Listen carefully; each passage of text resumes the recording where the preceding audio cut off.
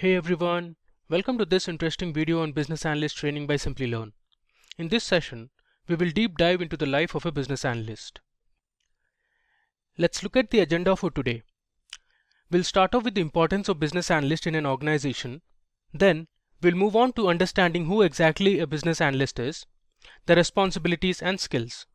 After which, we'll look at the various business analysts' knowledge areas and learn about Agile Scrum methodologies. We will conclude this session with an interesting hands-on demo on business analytics with Excel. So without any further ado, let's get started with this business analyst training. We will understand the importance of business analyst with a short and interesting story. So meet Rob. He runs a cafe in a small town far away. His cafe is one of the oldest and most popular eateries in town. Rob's cafe was hugely popular amongst customers and it was doing very well until the onset of the deadly coronavirus. Due to COVID-19, like other eateries, Rob was forced to shut down his cafe too. This took a heavy toll on his business and subsequently he lost his customers. None of his customers visited his cafe and this resulted in a huge loss for him. He knew he couldn't afford to close his business forever as it would take time for coronavirus to be eradicated. But he was lost. This situation was new to him and he didn't know how to reopen his business amidst this pandemic. After a lot of brainstorming, he recollected reading about business analysts. He remembered that business analysts are professionals who enable a change in an organization. He felt like a business analyst could help him sort out his current business problems. Hence, without wasting any time, he set out to hire a business analyst. He hired Ted, the business analyst, to help him with his ongoing business problems. Rob entrusted Ted with reopening the business. The first step Ted took was to have a discussion with Rob and understand the business problems and the objectives. That is ideally the first step a business analyst would take. On discussing with Rob, Ted learned that the business objective was to reopen the business and get at least 80% of the customer base back. In addition to that, Rob also wanted Ted to look for sustainable ways to reopen and continue the business in the long run amidst the pandemic. Ted studied the case and he came up with a few suggestions that he thought was fit for Rob's business. His first suggestion was to develop an exclusive home delivery app for Rob's cafe. This way, Ted knew that business will improve as customers prefer home delivery in the current scenario. Next, Ted suggested that Rob has work-from-home meal boxes added to his menu. Many professionals are working from home currently, and having work-from-home meal boxes would be a good pick for such professionals in the middle of a busy day. Ted's third suggestion was to bring down the selling cost by providing discount coupons that can be utilized by customers. Having a discount will enable more customers to order from Rob's cafe. Of course, it was not possible to get the customer base back without any sort of price cuts in the current situation. Finally, Ted suggested that Rob's staff would facilitate home delivery orders. This way, he didn't have to lay off his staff and at the same time get the home delivery running. So these were a few suggestions given by Ted.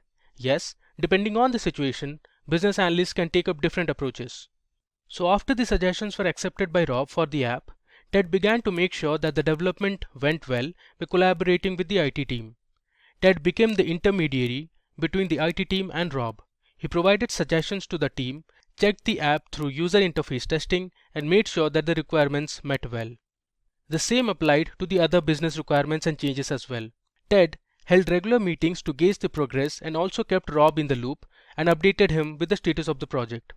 Attending regular catch-ups helped Rob gain an insight into the progress and give his feedback from time to time. Ted made sure that the entire case was well documented. By doing so, he could always refer to the documents in the future with similar cases as well. Ted made presentations that showed Rob the business growth after implementing the changes, and Ted always supported his presentations with data. Rob was very impressed with Ted's business approach. Such an approach not only helped Rob reopen his business amidst the COVID-19, but also helped him get 80% of his customer base back. Ted successfully brought about a positive change in Rob's business, which was highly beneficial. So that is how Ted, the business analyst, helped Rob make a business sustainable. This was the importance of having a business analyst in Rob's organization. Don't you think every organization should have a business analyst? Well, yes. Depending on the business domain and the situation, their roles and responsibilities may vary. Let's now define the role of a business analyst. A business analyst serves as a conduit between the customer community and the software development team through which requirements flow. Business analysts have the primary responsibility to elicit, analyze, validate, verify, and manage the real needs of the project stakeholders, including customers and end users. Business analysts can play a vital role in every life cycle within a project. Now, let's talk about the responsibilities of a business analyst. So, business analysts should know the goals and objectives of the business. They must have a good knowledge of the business operations. A business analyst should understand the problems related to the business and come up with the right solution. Business analysts often work closely with the development team to design and implement the business solution. Hence, business analysts effectively collaborate with them and ensure that they give valuable feedback and monitor the progress of the work. Business analysts assess the functional and non-functional requirements. Business analysts validate if the project is running fine and also verify if the solution being worked on has all the requirements incorporated. A business analyst documents the project findings and results. They present the project conclusions to the stakeholders and clients using reports and dashboards to make decisions. With that, let's now look at the top skills a business analyst should possess. A business analyst should understand the problems related to the business and come up with the right solution. They work on individual actions and tasks that will build towards the achievement of the goals of the business. A business analyst should be able to analyze and interpret the client's requirements clearly. Critical thinking involves evaluating several options before arriving at the desired solution. This allows the business analyst to distinguish between requirements that add value to the business and those that should be given a low priority. The third skill they need to possess is to have presentation and communication skills. Business analysts use communication and interpersonal skills when the project is launched, while collecting requirements, and when collaborating with stakeholders. They should be able to document their project learnings and results in a concise and compact form. They must be confident about presenting their findings and conclusions in front of the stakeholders and clients. Another important business analyst skill is having hands-on experience with programming languages. Business analysts should have a good understanding of programming for performing better and faster analysis of data. Having knowledge of R and Python is highly crucial. Business analysts work with structured data. Hence, to store and process this data, they should have knowledge of relational databases such as Microsoft SQL Server, MySQL database, as well as NoSQL databases such as MongoDB. They also need to know Microsoft Excel to perform various calculations, budget analysis, and data analysis to derive meaningful insights to take decisions. The final skill a business analyst should have is data visualization. A business analyst should be expert in using business intelligence tools such as Tableau, Power BI, and ClickView for creating reports and dashboards. Now, with this understanding, let's now learn the business analysis knowledge areas. First up, we have business analysis planning and monitoring. Now, this knowledge area describes the tasks used to organize and coordinate business analysis efforts. It involves planning business analysis approach, stakeholder engagement, business analysis governance, as well as information management. Then we have elicitation and collaboration. Now, this knowledge area describes the tasks used to prepare and conduct elicitation activities and confirm the results. It also includes communicating business analysis information and stakeholder engagement. The third knowledge area we have is requirements lifecycle management. So this knowledge area describes the tasks that we perform in order to manage and maintain requirements throughout their lifecycle. It covers the creation, changes, prioritization, traceability, and governance processes. Fourth in our list, we have strategy analysis. Now, this knowledge area describes the tasks used to identify the business need, address that need, and align the change strategy within the enterprise. You need to analyze the current state, define the future state, assess risks, and define change strategy. Then we have requirements analysis and design definition. This knowledge area describes the tasks used to organize requirements, specify and model requirements. It also validates and verifies information and identifies solution options. The final knowledge area we have is solution evaluation. This knowledge area measures the solution performance, analyzes performance measures, assess solution limitations, and recommends actions to increase solution value. Now, let's discuss two of the most widely used methodologies in any business analysis process. These methods are popularly used in the industries to ensure smooth running of projects. The first methodology we are going to talk about is the Agile methodology. Agile is an incremental and iterative approach to project management and software development. It helps teams deliver value to their customers faster and with fewer obstacles. Teams can manage a project by breaking it up into several stages and involving constant collaboration with stakeholders along with continuous improvement and iteration at every stage. So the steps involved in an agile project development includes planning the project in terms of business goals, budget, time duration for completing the project, and resource needed. Then we have designing the solution for the problem at hand. The third step is developing the solution. This could be a software, a website, an application, etc. It's done by the development team. Next, we have testing the product in the next step of the life cycle, deploying the developed product to check if it's working fine, and finally we have reviewing the product and getting feedback from customers, clients, stakeholders, etc. Now in Agile methodology, the entire work is broken down into several sprints. After each sprint, we get a shippable product and that product is reviewed by the client or the stakeholder. The suggestions are incorporated in the next sprint. Here you can see we have sprint 1, sprint 2 and sprint 3, and all of them have the 6 steps that we discussed in the Agile methodology process. Now let's discuss the Scrum methodology. Scrum is a subset of the Agile framework. It is one of the most widely used lightweight process frameworks for Agile development. You can easily collaborate, develop and deliver complex products of the highest possible value. Scrum empowers the development team and supports working in small teams like 8 to 10 members. Scrum significantly increases productivity and reduces time. This process enables organizations to adjust smoothly to rapidly changing requirements and produce a product that meets evolving business goals. Okay, so the concepts and practices in Scrum can be divided into 3 categories. First, we have 3 roles. A product owner owns the product backlog and writes user stories and acceptance criteria. They are responsible for prioritizing the product backlog and deciding the release date and the content. A product owner is the one who is responsible for the return on investment or ROI of the product. A Scrum Master is a servant who encourages and demands self-organization from the development team. They enable close cooperation across all roles and functions, addresses resource issues, and disobedience of Scrum practices. A development team comprises individuals working together to develop and deliver the requested and committed product increments. The development team builds the product and includes all the expertise necessary to deliver the potential shippable product each sprint. The second category comprises of 3 artifacts. The product backlog is an ordered list of the features and requirements needed to complete the project. The list can include bugs or defects that need to be resolved, features that must be added, and other technical or project work your team has to complete before the project is over. The sprint backlog includes only what needs to be completed during the current sprint. It often has greater detail and more complete user stories than the rest of the product backlog. Once created, no one can add to the sprint backlog except the development team. The product increment is the version of the product that will be delivered at the end of each sprint.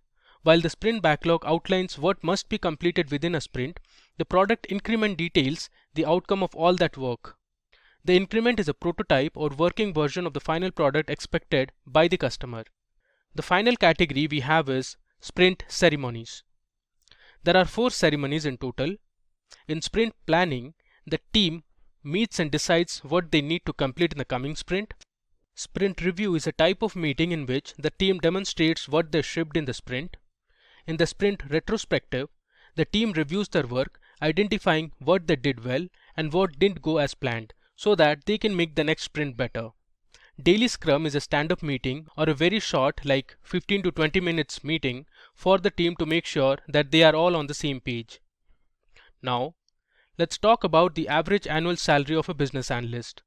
According to pay scale, the average annual salary of a business analyst in the United States is $68,973, while in India, a business analyst can earn nearly 6 lakh rupees per annum. Now, talking about the companies hiring for business analysts, we have the Indian e-commerce payment system and financial technology company Paytm. American MNC Cognizant, and British-Dutch multinational oil and gas company Shell. We also have Cisco, the search engine giant Google, and Dell. Finally, in our list of companies, we have Ernst & Young Global Limited, American multinational computer technology corporation Oracle, and British multinational investment bank and financial services company Barclays.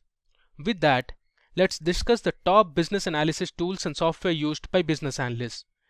We have the widely used spreadsheet application Microsoft Excel, web-based Kanban-style list-making application Trello, relational database management systems such as MySQL, Microsoft SQL Server, and PostgreSQL.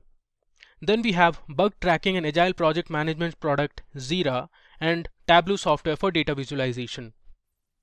Okay, so let's look at our demo on business analyst training. Oftentimes, business analysts work on structured data using Excel to prepare reports and dashboards. They do create pivot tables and pivot charts to summarize and analyze data, find trends and insights to make critical decisions. So in this demo, we will work on a sales dataset from the United States and analyze the total revenue, total profit, the quantity sold for different categories and subcategories of products across various regions, segments, cities, etc. Now let me show you the dataset first. Okay, so here is my dataset. You can see there are nearly 9,994 rows and we have 17 columns. You can see this is a sales data set and the first column is of order date. Then we have the shipment date, we have the shipment mode. Next we have the customer name, that is the customer who purchased the product. We have the segment, the country name, this is only United States.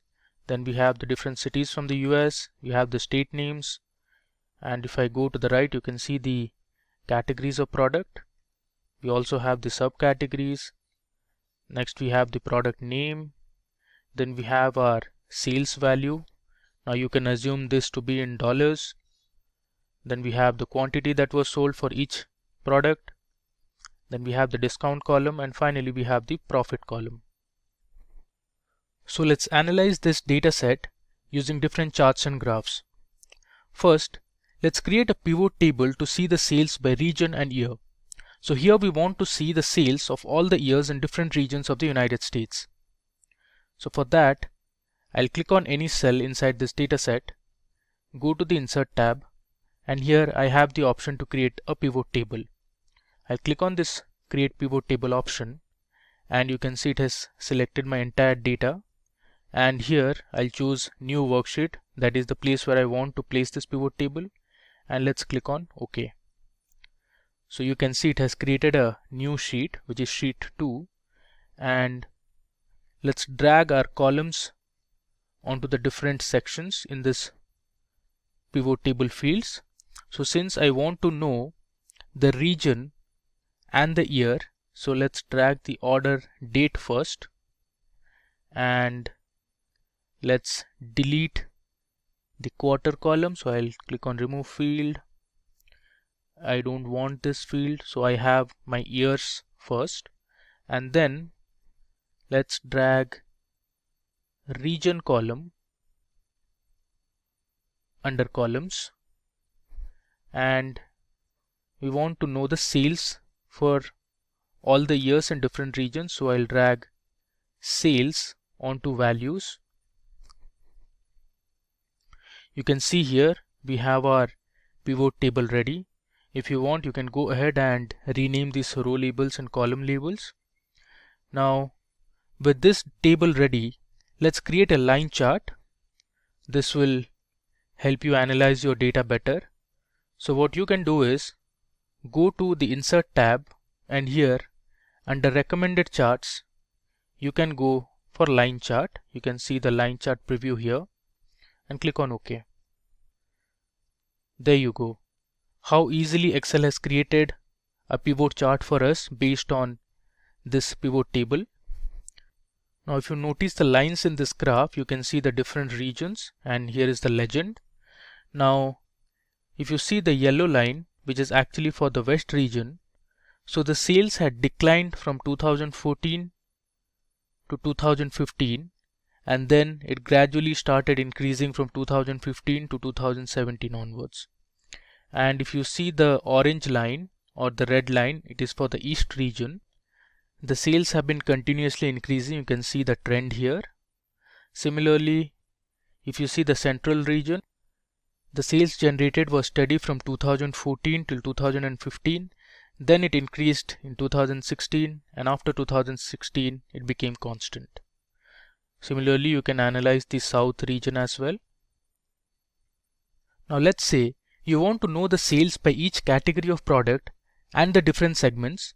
So you can do that as well. Let's go to our sheet 1 where we have our data set. Let me click on any cell. I'll go to insert and I'll choose pivot table. Here let it be new worksheet. I'll click on OK. Alright. So since we want to know the sales value again, so let's drag sales onto values field, and now I'll choose category under rows. So let's select category under rows, and then we want to know for each segment also. So what I can do is I'll choose segment under columns. You can see I have my pivot table ready. So here you have the furniture, office supplies and technology as the categories of products, and on the top you can see consumer, corporate, home office as the different segments. Now let's create a visual out of this pivot table. So I'll go to recommended charts, and let's say this time I want to create a bar chart. Now this is a horizontal bar chart.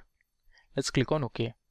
If I close this and I bring it to here, you can see this is a nice bar chart, and below you can see the sales values, and on the y-axis you can see the different categories of products, and in the legend we have the segments.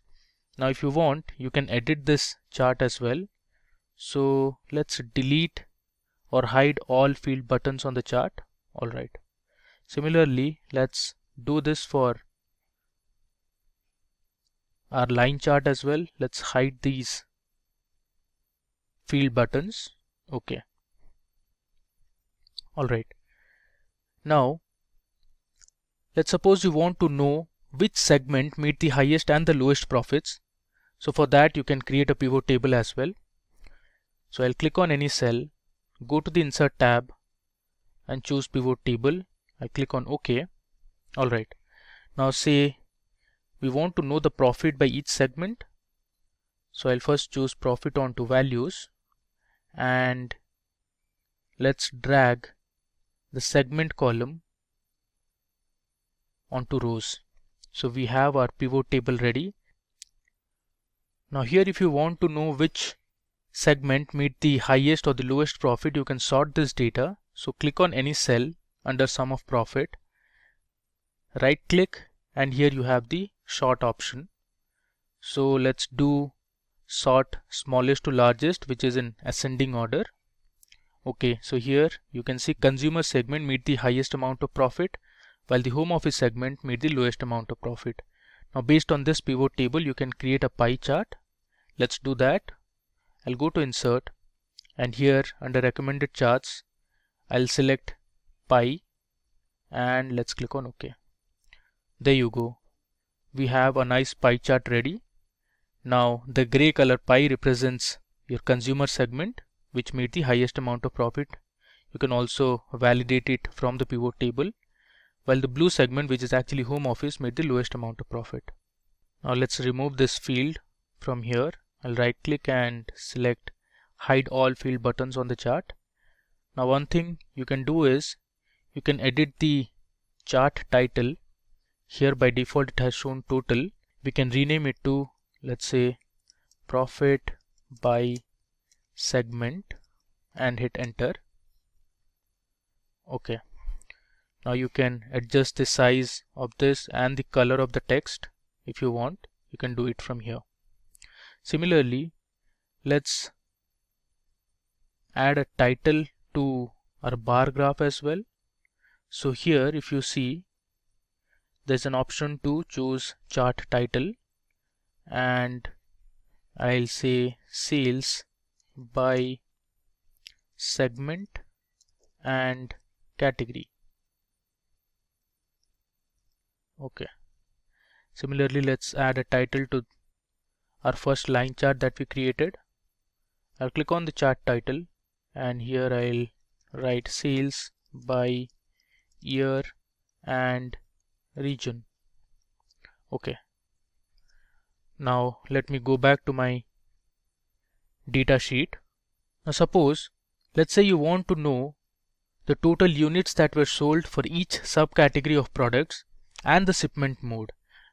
So here we have the shipment mode and you want to know the total units that were sold, which is basically this column, the quantity column, for each subcategories of product. You can see we have different subcategories like bookcases, there's chairs, labels, there's tables, furnishings, art, phones, binders, etc. So let's create a pivot table for this. I'll go to the insert tab, click on pivot table and click on OK. Alright, now since we want to know the total units that were sold, let's drag the quantity column under values and I'll choose the ship mode field under columns and let's select subcategory under rows. So I have my pivot table ready. Now based on this pivot table, let's create a line chart. I'll go to the insert tab, click on recommended charts and let's go to line chart.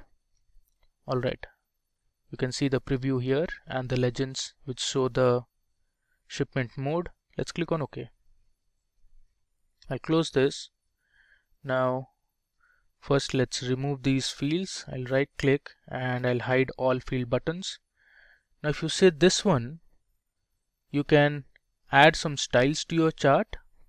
Let's modify our chart a bit. Let's say I'll select,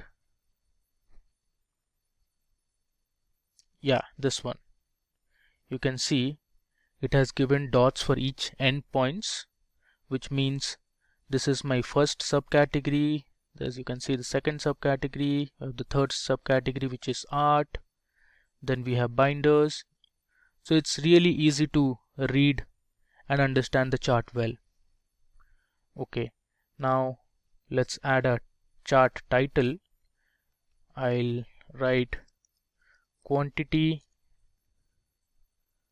sold by subcategory and ship mode. Now you can reduce the size of the chart title text. Let's keep it 10. Okay. Now you also have the feature to create different kinds of maps in Excel. So suppose you want to see the states that made the highest and the lowest sales in the United States. So you can create a field map for that. So first of all, let's go to our data sheet. I'll click on any cell, go to insert and create a pivot table. I'll click on OK. Alright. So since we want the state and the country, so let me first drag country field under rows and then I'll choose the state field under rows. Now let's drag sales under values. Okay, so we have our pivot table ready. Now if I sort this data, you can easily know that California state made the highest amount of sales. Now if I scroll down below, you can see North Dakota made the lowest amount of sales. Now let's do one thing. Let's remove the grand total. So you can go to the design tab and under grand totals you can select the first option. You can see the grand total has gone. And in order to create a map, we need to adjust this pivot table. So I'll click on United States. I'll right click and I'll go to field settings. Here under layout and print, I'll click on show item labels in tabular format and I'll also click on repeat item labels. You can see it will populate United States for all the rows. If I click on OK, you can see the United States have been populated for all the states. Now let me select this table, or before that, let's remove the subtotal from here. I'll close this, go to the Design tab. Under subtotals, I'll choose Do Not Show Subtotals. OK. Now let's select the table and I'll actually paste it somewhere here. Now with this data, I can go to the Insert tab and choose Maps. Let's select Field Map. There you go. You see, we have a nice field map of the United States, and here you can see the color scale. So it goes from light gray all the way up to dark blue. So the states that are in dark blue, let's say California, made the highest amount of sales. You can also validate it from the pivot table. Similarly, the lighter the color, the amount of sales were less for that state. Now let's give a chart title here. I'll give a chart title as Sales by States, and let's remove this legend. Now you can format this map. So here you can change colors, and let's see, if I choose this one, you can see the color has changed, and you can see the California state is shaded in dark, which means it made the highest amount of sales. You can also add data labels. You can see it will show the sales values for each of the states, and if you want, you can keep the legend as well. I'll just remove these two. Alright. Now similarly, you can also create a field map to see the profits by each state. So you can analyze which states made the highest amount of profit and the state that made the lowest amount of profit. So let's do that. I'll go to my data sheet. I'll click on Insert and select Pivot Table. Let's click on OK. Now first and foremost, let's drag country under rows, and then I'll choose state under rows. Next, let's drag the profit column under values. So I have my pivot table ready. Let's go to the Design tab and remove the subtotals. I'll select Do Not Show Subtotals. If I scroll down, okay, I have my grand total now. So let's go to the Design tab. Under Grand Totals, we'll remove it. Okay, now let's just populate the United States, which is the country name, for all the rows. I'll right click on United States, go to Field Settings, click on Layout and Print. I'll choose Select Item Labels in Tabular Form and select Repeat Item Labels. Let's click on OK. So I have my country name populated throughout. Let's select the pivot table. I'll paste it somewhere here. And now let's go to the Insert tab. I'll choose Map. Let's select Field Map. There you go. Now we have the profits for each of the states. Let's first delete this and edit our chart title, which is Profit by States. Okay. Let's close this. Let's say we'll use this one now. Okay. Let's edit the color of the chart title. I'll make it as white, and let's say we'll choose the color as, say, this one. Okay. Now let me go ahead and remove the legend here and just delete it. Alright, so we have our field map ready, which shows profit by each state. Now that we are done with our analysis and creating our different pivot tables and pivot charts, let's build the final dashboard. So let's create a new sheet here. Okay, the first thing I need to do is I'll go to the View tab and I'll remove the grid lines. Alright, now let's go to the Insert tab, and here we have text. Let me choose text box. Let's create a text box here. Okay, now you can reduce the size actually. Let's reduce it. Okay, and you can move it to the top. Alright, let's pull this a little down and this to a little right. Let's fill the text box color with blue color, and let's give the text as sales dashboard, and we'll give a white color to the text, and I'll select my font. You can select any font you want. So I'll go with, let's say, Britannic bold. Okay, we have it here, and let's increase the size to 30, and we'll center align it.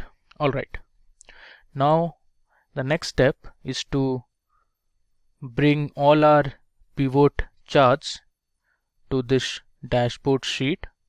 So I'll first copy my pivot chart and I'll paste it in sheet 8. Let's paste it here, and we can reduce the size. Okay, now similarly let's do it for the other charts as well. I'll copy this and let's paste it somewhere here. Okay, now let me just reduce the size, and if you want you can reduce the chart title font size as well. Let's make it 11. Okay, and let's drag this a bit. Alright, now let's copy the pie chart and let me paste it here. Let's reduce the size of this pie chart.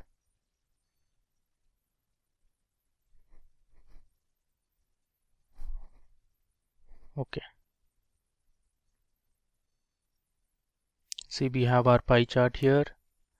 Now let me take my line chart which shows the quantity sold by different subcategories of product. I'll copy it and let me paste it somewhere here. I'll close this. Now we need to reduce the size so that we can fit in our other charts as well. Okay, let me reduce a bit more. Alright, now we are left with the two maps that we created. Let's copy this and let's paste it here. I'll go to the right. Let's reduce the size. Similarly, we'll do it for sales by profit map as well. Let's copy this and paste it onto our dashboard. Let's reduce the size first.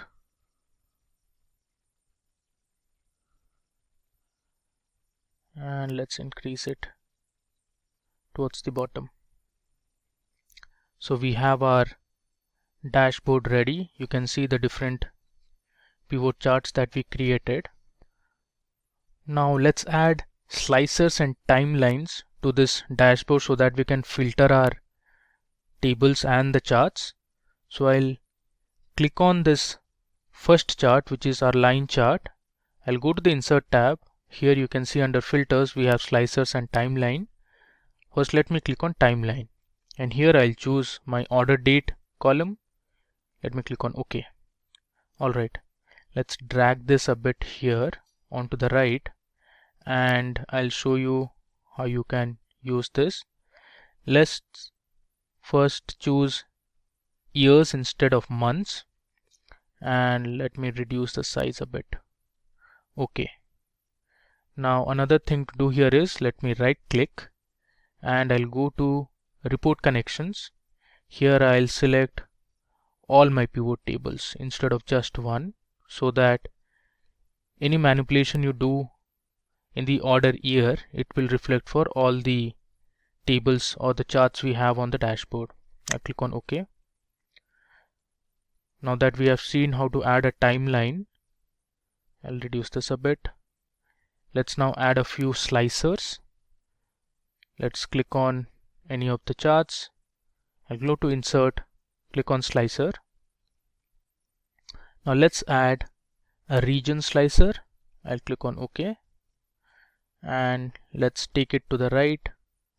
We'll reduce the size of this region slicer.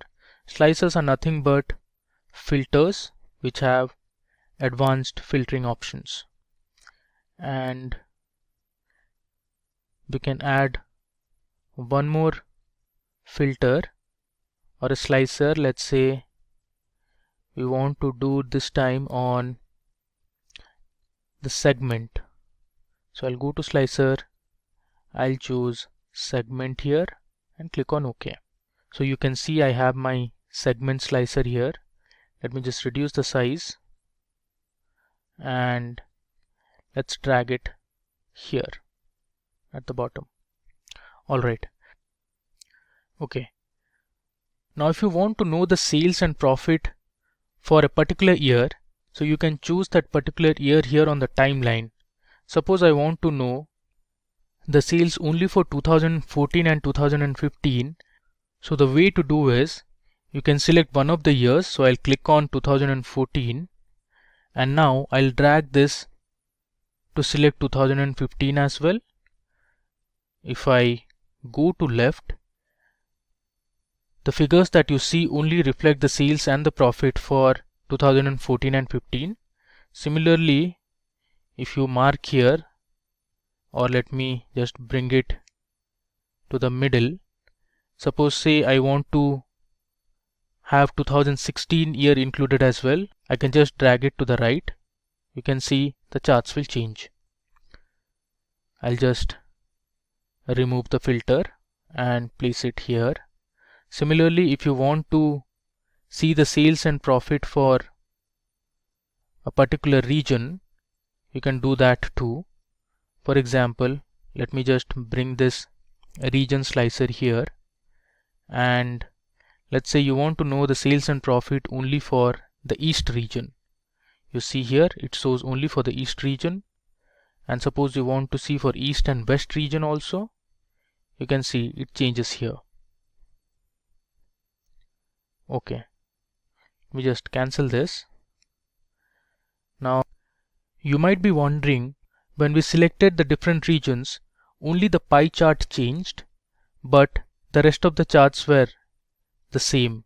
Now the reason was, we did not apply this slicer to all the pivot tables. So let me right click and go to report connections. Here I'll choose the remaining pivot tables as well. I'll click on OK. Alright. Now let me just bring this to the middle, and let's say we want to know the sales and the profits and the quantities sold for, let's say, South region. If I select this, you can see it shows only for the South region. Let's say you also want to know for the Central region. Now we have selected both Central and South. You can see the variations in the graph. And we cancel this. Similarly, we have our another slicer, which is the segment. I'll populate the slicer for all the other pivot tables. Let me choose all of them and click on OK. I'll bring this to the middle so that you can see the variations in the graph. Let's say I want to know the sales, the units sold and the profit for home office segment. So I'll only select home office.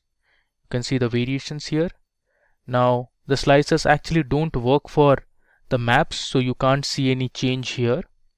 Now suppose you want to know for the corporate segment, you can select corporate, or if you want to select for multiple segments, you can do that as well.